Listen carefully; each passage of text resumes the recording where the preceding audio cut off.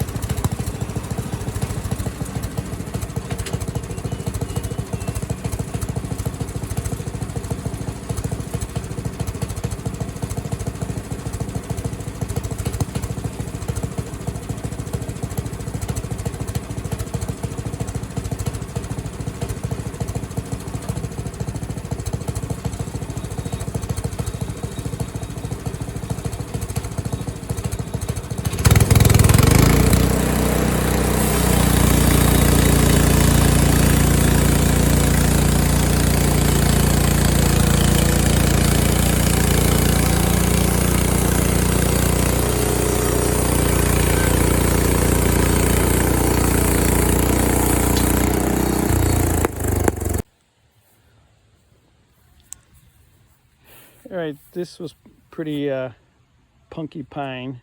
That might just be for rails. These are a little bit nicer, probably for rails. These are, I'm gonna plane them down to, except this one, plane those down to 2x4s dimensional for the play structure, and I think those might come out to be 2x6s for the play structure. Got to clean up.